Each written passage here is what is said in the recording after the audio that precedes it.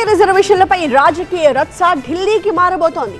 కేంద్రంతో తాడో పేడో తెలుసుకోవడానికి సిద్ధమైంది రేవంత్ సర్కార్. సరికొత్త యాక్షన్ ప్లాన్ తో ఢిల్లీ కేంద్రంగా ఫైట్ కి దిగబోతున్నట్టుగా చెప్పుకొచ్చారు మంత్రి పొన్నం.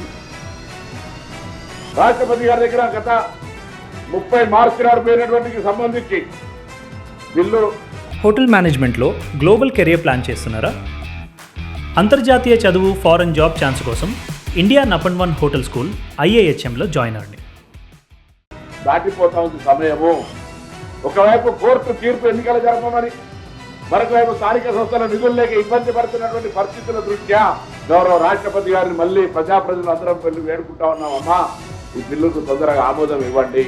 5, 6, 7 బిల్లు ఎక్కడైతే పెండింగ్ ఉందో రాష్ట్రపతి గారిని విజ్ఞప్తి చేయడానికి గౌరవ ముఖ్యమంత్రి గారి నాయకత్వంలో అక్కడ కాంగ్రెస్ కూటమి పార్లమెంటు, లోక్సభ, రాజ్యసభ సభ్యులు, ఇక్కడ కూడా కాంగ్రెస్ పార్టీ కానీ అన్ని పార్టీలకు సంబంధించిన వాళ్ళు కూడా ఈ రిప్రజెంటేషన్లో రావాలని విజ్ఞప్తి చేస్తా ఉన్నాం. సామధాన భేద దండ ధర్నా చేస్తారని ముందే మేము పోయి 5, 6, 7 3 రోజులు పెట్టుకున్నాం.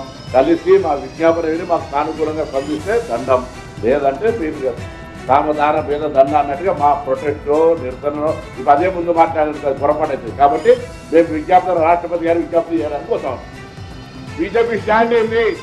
బీసీలకు 42% రిజర్వేషన్ వాళ్ళకి ఎక్కడ నైతికత? బీసీల ముఖ్యమంత్రి ప్రకటించిన రాష్ట్రంలో శాసనసభ పక్ష నాయకత్వం ఇయ్యలే. బీసీ అధ్యక్షుడు ఉంటే అకారంగా తన్ను అంతే కింద పడితే ఇంకో వ్యక్తిని తీసుకొచ్చి పెట్టారు. ఇవాళ బీసీలు ఒక సెషన్ స్టార్ట్ అయింది. 5 ఎమ్మెల్సీలు వస్తే అన్ని రాజకీయ పార్టీలు 5 సామాజిక న్యాయం ఇచ్చినాయి. మంత్రివర్గ విస్తరణ జరిగితే 3 సామాజిక న్యాయం జరిగింది. ఈ పరిస్థితుల్లో కూడా మీరు బీసీలు ప్రెసిడెంట్ అయ్యాక మీరు మాట్లాడుతున్నా